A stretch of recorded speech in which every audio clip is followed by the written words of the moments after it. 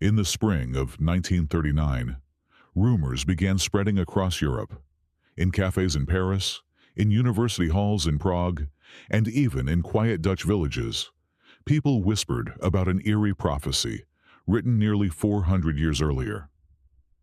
The name of the prophet was Michel de Nostradamus, known to history as Nostradamus. According to the rumors, he had foreseen the rise of a terrifying leader who would plunge Europe into war. And hidden within one of his cryptic verses was a single, chilling word: Hister. To many readers in the 20th century, it sounded almost identical to Hitler. The verse appeared in one of Nostradamus's famous quatrains, four-line poems published in 1555 in his mysterious book, Les Prophéties. For centuries, these verses had fascinated scholars, mystics, and conspiracy hunters alike. Written in a strange mixture of French, Latin, Greek references, and deliberate obscurity, they seemed to predict everything from plagues to kings, from fires in great cities to wars that had not yet happened. But by the late 1930s, Europe had become desperate for signs of destiny. Adolf Hitler had already remilitarized the Rhineland in 1936, annexed Austria in 1938, and dismantled Czechoslovakia shortly thereafter. To millions of anxious Europeans, the idea that all of this had been foretold centuries earlier was both terrifying and strangely comforting. After all, if history was written in prophecy, then perhaps it followed a script. Soon, pamphlets began to circulate claiming that Nostradamus had predicted the rise of Hitler, the fall of France, and a devastating war that would engulf the continent. Some of these pamphlets appeared mysteriously in occupied territories. Others were dropped from airplanes as part of psychological warfare. They quoted ancient verses and presented them as undeniable proof that fate itself had chosen the course of history. But there was a problem. The word Hister was not the name of a dictator. It was the ancient Latin name for the lower Danube River. And the prophecy that supposedly predicted Adolf Hitler might never have been about him at all. Yet by the time anyone noticed the difference, the myth had already taken on a life of its own. Because in times of fear, people rarely ask whether a prophecy is true. They only ask whether it feels true. And during the darkest years of the 20th century, even governments began using Nostradamus as a weapon, not to predict the future, but to control how people imagined it. Long before his name became associated with dictators, wars, and the uneasy thrill of prophecy, Michel de Nostradamus was known simply as a physician. He was born in 1503 in the small town of Saint-Rémy de Provence in southern France, a quiet place of olive groves, Roman ruins, and Mediterranean winds. His family was unusual for the time. Though recently converted to Christianity, they were of Jewish origin, and several of his relatives were educated scholars. His grandfather, Jean de Saint-Rémy, introduced the young Michel to classical languages, mathematics, and astronomy. These were dangerous interests in 16th century Europe, where knowledge could easily be mistaken for heresy. Still, the boy showed promise. He later attended the University of Avignon, where he studied the classical curriculum of the time: grammar, rhetoric, and logic. But fate intervened early in his life. In 1520, the university closed after an outbreak of the plague, forcing students to scatter across the countryside. Ironically, it was this catastrophe that shaped Nostradamus's future. Instead of abandoning medicine, he began traveling through the villages of southern France, studying herbal remedies and observing the spread of disease. Unlike many physicians of his time, who relied heavily on superstition and outdated medieval theories, Nostradamus believed in practical hygiene and fresh air. He recommended clean water, removal of infected corpses, and even what we would now call basic sanitation, ideas that were surprisingly modern for the 16th century. These practices earned him a reputation. By the 1530s, Nostradamus had become known as a capable healer, He traveled through plague-stricken regions such as Agen, Toulouse, and Bordeaux, treating patients and experimenting with herbal compounds. One of his remedies, a mixture of rose petals, herbs, and vitamin-rich plants later known as the rose pill, was said to strengthen the body against infection.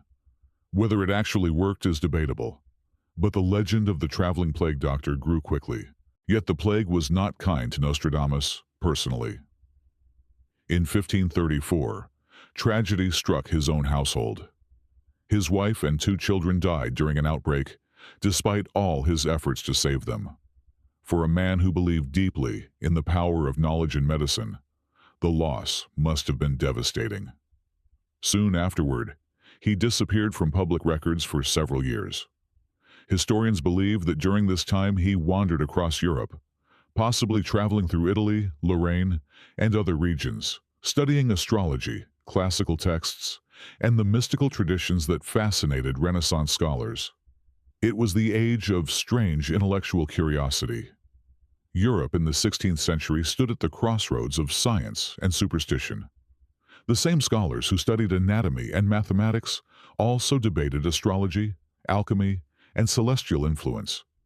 Kings consulted astrologers before making decisions. Astronomers calculated planetary alignments not only to understand the heavens, but also to predict human fate. Nostradamus absorbed all of it. When he finally settled in Salon de Provence around 1547, he was no longer just a doctor. He was something more ambiguous, a scholar, an astrologer, perhaps even a prophet. In 1550, he began publishing a yearly almanac, small books that contained astrological predictions about the coming year. These almanacs were enormously popular. They predicted weather patterns, political tensions, and occasional disasters. Some of the forecasts seemed surprisingly accurate, which only increased Nostradamus's reputation. By the mid-1550s, his fame had spread far beyond Provence. Then, in 1555, Nostradamus published the work that would secure his place in history. Its title was simple, Les Prophéties. The book contained a series of short poems called quatrains, 4-line verses grouped into sections known as centuries. Each century was supposed to contain 100 prophecies, although the final collection never reached a perfect 1,000. In total, Nostradamus produced 942 quatrains. They were strange, deliberately confusing, written in a patchwork of Old French, Latin references, obscure symbolism, and anagrams. Some lines referenced classical mythology. Others mentioned cities that no longer existed or used archaic names for rivers and regions. It was almost as if the author had tried to hide meaning inside layers of linguistic fog. This was not accidental. Nostradamus himself hinted at the reason. Europe at the time was under the watchful eye of the Inquisition, and prophecy could easily be interpreted as dangerous political commentary or even witchcraft. Writing clearly about future kings or wars might have attracted unwanted attention from authorities. Or worse, ambiguity was protection, and Nostradamus mastered it. His verses spoke of fires in great cities, tyrants rising from humble origins, wars in Europe, and mysterious disasters that would unfold across centuries. But they rarely gave precise dates or names. This vagueness turned out to be the secret of their survival, because the less precise a prophecy is, the easier it becomes to reinterpret later. By the late 16th century, Nostradamus's reputation had already grown large enough to reach the royal court. Catherine de' Medici, the powerful Queen of France, became fascinated with his predictions and invited him to Paris. There, he allegedly cast horoscopes for the royal family. Whether he truly predicted the death of King Henry II in 1559 during a jousting accident that fatally injured the king remains debated by historians. But the story spread quickly, and it transformed Nostradamus from a provincial astrologer into something far more intriguing. A man who might truly glimpse the future. Nostradamus died in 1566, reportedly after predicting the date of his own death. But his book remained. And over the centuries, readers returned to those cryptic quatrains again and again, searching for signs that the French astrologer had foreseen their own time. They found prophecies about the Great Fire of London, about Napoleon, about the French Revolution, and eventually, in the anxious years before the Second World War, they believed they had found something else hidden in the dusty pages of Les Prophéties. A prophecy about a man who had not yet finished terrifying Europe. A man whose name sounded uncannily like a strange word buried inside Nostradamus's verses. Hister. And once people began to notice it, they could not stop seeing it everywhere. By the late 1930s, Europe was already living in the shadow of a man whose name had begun to echo through every newspaper headline on the continent. Adolf Hitler. He had risen from obscurity in the aftermath of the First World War, transforming himself from an Austrian corporal into the leader of Germany. In 1933, he became chancellor. By 1934, after the death of President Paul von Hindenburg, he had consolidated power and declared himself Führer. Within just a few years, Germany had changed dramatically. The regime rebuilt the military in defiance of the Treaty of Versailles, introduced sweeping propaganda campaigns, and began promoting the idea that the German nation was destined for greatness. Hitler spoke not simply about politics or economics, but about destiny, history, and the inevitable rise of a new empire. It was precisely the kind of language that made people start searching for signs in the past. And that was when someone noticed a curious detail hidden in the writings of Nostradamus. One of the most famous quatrains in Les Prophéties contains the following lines: "Beasts ferocious with hunger will cross the rivers. The greater part of the battlefield will be against Hister. Into a cage of iron will the great one be drawn, when the child of Germany observes nothing." At first glance, the verse is typical Nostradamus, vague, poetic, and filled with symbolic imagery. But one word stood out: Hister. By the 1930s, readers began to whisper that Nostradamus had predicted Hitler centuries before his birth. It seemed too perfect to ignore. The dictator's name, the looming war, the sense that Europe was approaching catastrophe, all of it appeared to fit neatly into the cryptic prophecy. Books, newspapers, and amateur historians began quoting the verse with growing excitement. For people living through a time of rising tension, the coincidence was irresistible. But there was a small problem. Actually, there were several. The first problem was linguistic. In the 16th century, the word Hister did not refer to a person at all. It was the ancient Latin name for the lower Danube River, one of the longest rivers in Europe. Classical writers such as Pliny the Elder and Strabo had used the term centuries before Nostradamus was born. For a Renaissance scholar like Nostradamus, this name would have been perfectly ordinary. The Danube, known as the Ister or Hister in Latin texts, was often mentioned in classical histories, describing wars between empires and tribes along Europe's eastern frontier. In other words, Nostradamus was probably referring to a geographic region, not a future dictator. But by the 20th century, few readers remembered the old name of the river. And once people began to associate Hister with Hitler, the resemblance became difficult to ignore. Coincidences have a peculiar power. They allow the human mind to draw connections that were never intended. And in times of uncertainty, people often prefer a dramatic explanation over a mundane one. Soon the story spread. Some writers claimed that Nostradamus had predicted not only Hitler's name, but also the devastation that would follow his rise. They pointed to the line about beasts crossing rivers and interpreted it as a prophecy of German armies marching across Europe. Others argued that the cage of iron described in the verse referred to the destruction awaiting the dictator himself.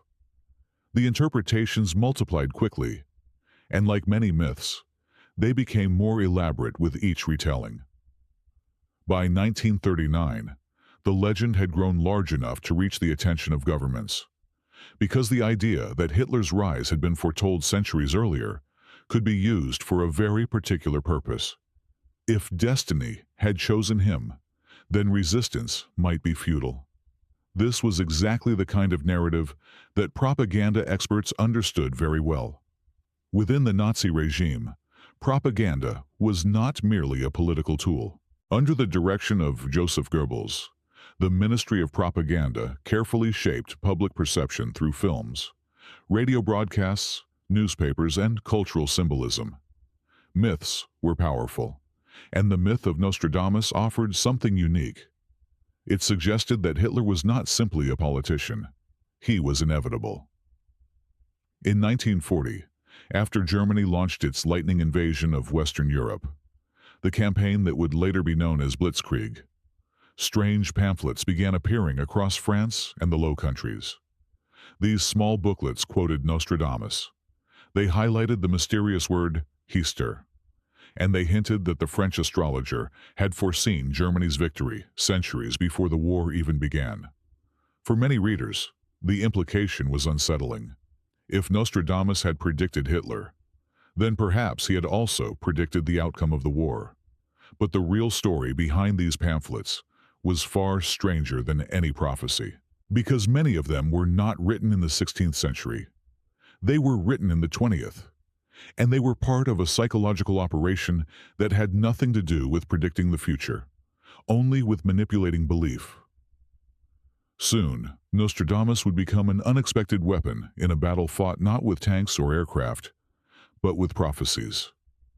And once the Nazis began using them, their enemies would respond in kind. What followed was one of the strangest propaganda wars of the entire Second World War. A war fought with ancient verses, cryptic poems, and the fragile human desire to believe that history follows a script written long ago. By the time German armies rolled across the borders of Europe in September 1939, Adolf Hitler had already mastered many forms of power: military power, political power, and perhaps most importantly, psychological power. The Nazi regime understood something that modern governments had only begun to grasp. Wars were not fought solely on battlefields. They were fought inside the minds of millions of people. Fear, hope, destiny. These could be weapons just as powerful as tanks. At the center of this machinery stood Joseph Goebbels, Hitler's minister of propaganda. Goebbels believed that controlling information meant controlling reality itself. Newspapers, films, posters, and radio broadcasts were carefully crafted to reinforce one central message. Germany was not merely winning a war. Germany was fulfilling history's inevitable course. And in this strange ideological theater, the ancient prophecies of Nostradamus suddenly became useful. But the story did not begin with Goebbels. It began with a Swiss astrologer. His name was Karl Ernst Kraft. Kraft was born in 1900 in Basel, Switzerland. Like many intellectuals of the early 20th century, he was fascinated by astrology, planetary alignments, and the belief that cosmic patterns influenced historical events. He spent years studying the writings of Nostradamus. In November 1939, Kraft sent a letter to German authorities warning that Adolf Hitler might soon face danger. According to Kraft's astrological calculations, a significant threat to the Führer's life could occur around November 8th to 10th. This prediction might have gone unnoticed, except that on November 8th, 1939, a bomb exploded inside the Burgerbräukeler beer hall in Munich, where Hitler had been speaking during an annual Nazi gathering. The bomb killed several people, but Hitler had already left the building 13 minutes earlier. When German security services learned about Kraft's earlier warning, they became interested. Very interested. At first, the astrologer was arrested. The Nazi regime did not particularly trust mystics. But soon, officials realized that Kraft's unusual skills might be useful. Instead of imprisoning him permanently, they placed him under supervision and began consulting him about astrology, symbolism, and, most importantly, Nostradamus. This was where prophecy entered the world of propaganda. Within the Reich Ministry of Propaganda, officials began working on a peculiar idea. Nostradamus could be used as a psychological weapon. If people believed that the rise of Germany had been predicted centuries earlier, it might weaken their willingness to resist. After all, who fights against destiny? Soon, pamphlets began to appear in France, Belgium, and the Netherlands. They looked old. They quoted Nostradamus. And they claimed that the French astrologer had foreseen the rise of a powerful German leader who would defeat the nations of Europe. These pamphlets often included passages such as the famous Hister verse, accompanied by dramatic interpretations explaining how Nostradamus had predicted the fall of France and the triumph of Germany. Some were distributed secretly. Others were dropped from German aircraft as propaganda leaflets. The goal was simple: not to convince scholars, but to influence ordinary citizens who might already feel that their world was collapsing. When Germany invaded France in May 1940, the campaign unfolded with shocking speed. German armored divisions bypassed the heavily fortified Maginot Line, swept through the Ardennes forest, and surrounded Allied forces. Within 6 weeks, France had surrendered. To many Europeans, it seemed almost supernatural. A powerful country had fallen with astonishing ease. For those who had seen the Nostradamus pamphlets circulating earlier, the event appeared to confirm the prophecy. Perhaps the old astrologer really had predicted the war. Perhaps Hitler's rise truly had been written in the stars. The Nazis were delighted with this interpretation, but there was a hidden irony behind the entire operation. Because while Nazi propagandists were using Nostradamus to promote Germany's victory, another government was quietly preparing to do exactly the same thing, only in reverse. Across the English Channel in London, British intelligence officers had also been studying the strange propaganda campaign. And they came to an unusual conclusion. If prophecy could influence people, then it could be rewritten. Soon the British would launch their own Nostradamus operation, one that would twist the ancient quatrains into predictions not of Hitler's triumph, but of his downfall. And in this strange war of words and symbols, Nostradamus, a physician who had died in 1566, would become an unlikely participant in the propaganda battles of the 20th century. Not because his prophecies were true, but because people desperately wanted them to be. By 1940, Europe had already witnessed the astonishing speed of the German war machine. Poland had fallen in weeks. Norway and Denmark followed soon after. Then came the collapse of France, one of the most powerful nations on the continent, in June 1940. Across Europe, people began asking an unsettling question. Was Hitler unstoppable?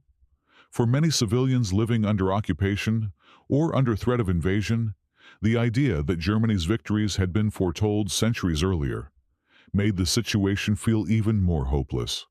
And that was exactly what Nazi propaganda intended.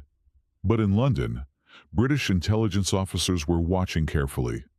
Inside the British government, a special department had already been created to fight propaganda with propaganda.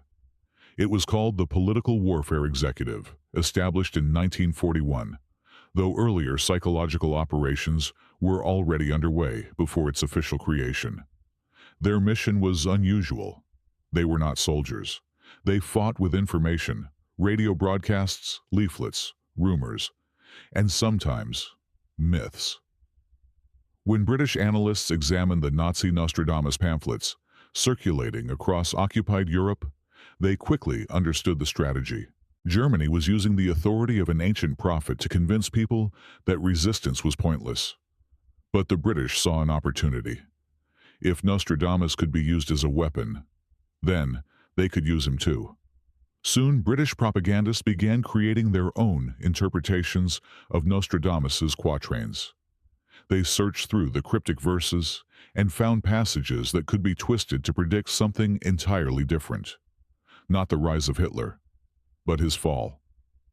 One of the figures involved in this strange operation was Louis de Vol, a Hungarian-born astrologer who had fled Nazi Germany and later worked with British intelligence. De Vol believed strongly in astrology and prophecy, and British officials realized that his knowledge could be used to craft convincing interpretations. With a mixture of genuine verses and creative interpretation, British propaganda leaflets began appearing across Europe. They claimed that Nostradamus had foreseen the destruction of the Nazi regime, the downfall of a tyrant from Germany, and the liberation of Europe. The irony was remarkable. Both sides in the same war were quoting the same 16th century astrologer. Both sides insisted that his prophecies supported their cause, and both sides were willing to bend the interpretation of the verses as much as necessary. Leaflets containing Nostradamus prophecies were dropped from aircraft over France, Belgium, and Germany itself.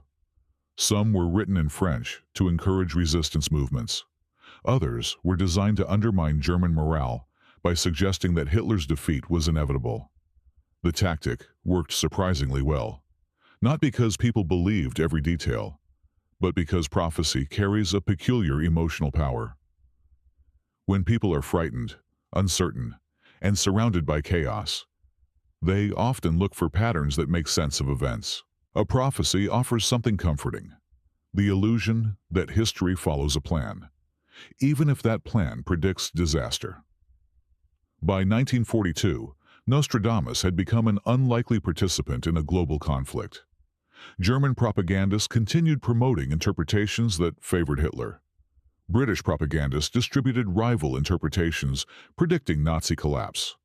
Meanwhile, ordinary civilians across Europe passed around pamphlets, newspapers, and rumors about the mysterious astrologer whose verses seemed to contain clues about the war's outcome. Few people stopped to ask a simple question: what did Nostradamus actually mean? Because the truth was far less dramatic than either side admitted. Most of the interpretations circulating during the war had little to do with Nostradamus's original intent. Verses were translated creatively. Lines were taken out of context.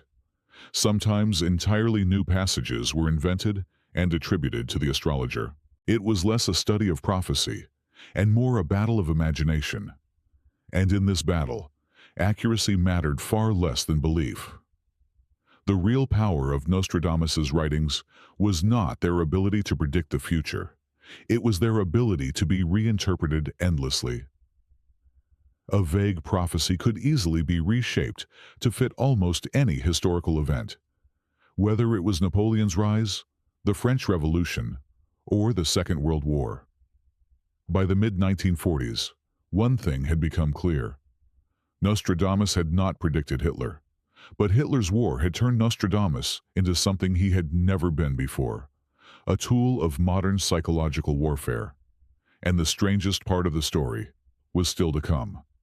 Because even after the war ended, people would continue insisting that the old prophet had foreseen everything, not only Hitler, but nearly every catastrophe of the modern world. By the end of the Second World War in 1945, Europe lay in ruins. Cities had been reduced to rubble. Millions had died. Empires had collapsed. And Adolf Hitler, the man some believed had been foretold by Nostradamus, was dead, having taken his own life in Berlin on April 30th, 1945, as Soviet forces closed in on the city. If Nostradamus had truly predicted the dictator's rise, then surely he had also predicted his fall. Or so people claimed. In the months and years following the war, newspapers and books once again turned their attention to the old astrologer from Provence. Writers combed through the dusty pages of Les Prophéties, searching for lines that could be interpreted as warnings about Hitler, the war, and the destruction of Europe. And they found them. Quite a lot of them, in fact. There were verses about tyrants, verses about wars across the continent, verses about cities burning, verses about powerful rulers meeting violent ends. To many readers, the connections seemed obvious. But historians and linguists who studied Nostradamus more carefully began to notice something peculiar. Almost all of these interpretations had one thing in common. They appeared after the events had already happened. This phenomenon has a name. It is called postdiction. Postdiction is the process of interpreting a vague prediction after the fact, reshaping its meaning so that it appears to describe something that has already occurred. It is the opposite of true prophecy.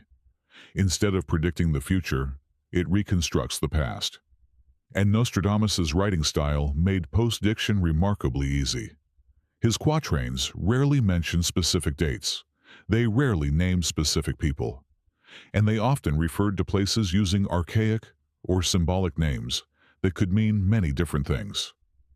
For example, one verse might speak of a great city consumed by fire, a leader rising from humble origins, or a battle in the lands of the north. Such descriptions are broad enough that they could apply to dozens of events across centuries. The Great Fire of London in 1666, the rise of Napoleon Bonaparte, the French Revolution, the World Wars, even modern disasters. Because the verses are so open to interpretation, each generation tends to rediscover them and apply them to its own fears and crises. And that is precisely what happened during the Second World War. The famous Hister verse that many believed referred to Hitler was actually describing a geographic region near the Danube River, known by the ancient Latin name Ister or Hister. But once people began reading it as Hitler, the coincidence seemed too striking to ignore. Human psychology played a major role. Our brains are excellent at recognizing patterns, sometimes even when those patterns do not truly exist. When people are confronted with complex historical events, they often search for simple explanations. Prophecy provides one. It suggests that chaos is not really chaos at all, that history follows a hidden script, and that someone, somewhere, has already written the ending. Nostradamus's verses, with their mysterious imagery and ambiguous language, create the perfect illusion of such a script. But scholars who examine the original manuscripts point out that the quatrains were never intended to function like modern predictions. Nostradamus himself hinted at this. In the preface to his prophecies, he explained that the verses were deliberately obscure and symbolic. He believed the future could only be glimpsed through metaphor and celestial patterns, not through precise historical detail. In other words, he was writing poetic speculation, not a chronological record of future events. The centuries that followed proved how adaptable those poems could become. During the French Revolution, people believed Nostradamus had predicted the fall of the monarchy. During the Napoleonic Wars, readers claimed he had foreseen Napoleon's conquests. In the 20th century, the same verses were suddenly linked to Hitler. And in the modern world, new interpretations appear almost every decade, predicting everything from technological disasters to global conflicts. The verses themselves never change. Only the interpretation does. In this way, Nostradamus's prophecies behave less like predictions and more like mirrors. Each generation looks into them and sees its own fears reflected back. For Europeans living through the terrifying years of the Second World War, the idea that Hitler had been predicted centuries earlier felt strangely believable. But in reality, Nostradamus had not described a dictator named Hitler, nor had he predicted the precise events of the war. What he had written were mysterious, poetic fragments that could be reshaped to fit almost any crisis. And perhaps that was the real secret behind his enduring fame. Not that he could see the future, but that his words were vague enough to follow the future wherever it went. Michel de Nostradamus died on the night of July 1st to 2nd, 1566, in the town of Salon de Provence. According to later accounts, he allegedly told his secretary the evening before, "You will not find me alive at sunrise." By morning, he was gone. Whether he truly predicted his own death remains uncertain. Like so many stories surrounding Nostradamus, the tale appeared years later, shaped by legend rather than evidence.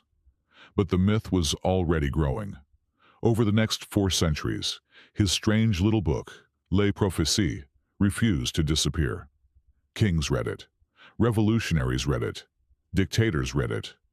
During the Second World War, both Nazi propagandists and British intelligence officers searched its pages for lines that could help them influence millions of people. The same verses were used to predict opposite outcomes of the same war: victory, defeat, destiny. It did not matter what Nostradamus originally meant. What mattered was what people wanted him to mean. And that is perhaps the most remarkable part of the story. Nostradamus did not conquer Europe with armies. He conquered it with ambiguity. His quatrains are vague enough to survive every era, flexible enough to be rewritten by each generation that discovers them.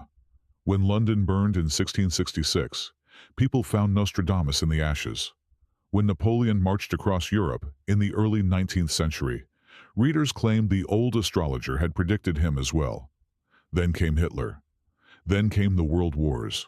And every time humanity faced a new catastrophe, someone inevitably returned to the same dusty pages, convinced that the answer had been hiding there all along. But perhaps Nostradamus's greatest prophecy was not about any specific event. Perhaps it was about human nature, our deep desire to believe that history is not random, that chaos follows a hidden design, that somewhere in the past, someone already wrote the story of our future. The truth is both simpler and more unsettling. Nostradamus did not predict Hitler. The Nazis did not discover a secret prophecy about their leader. Instead, they discovered something far more powerful, a myth that people were willing to believe. And once a myth begins to spread, especially during times of fear, it can travel farther than any prophecy, even 500 years later, even into our own time, because somewhere tonight, in a quiet library or on a glowing screen, someone will open the pages of Les Prophecies once again, searching for clues about a future that has not happened yet.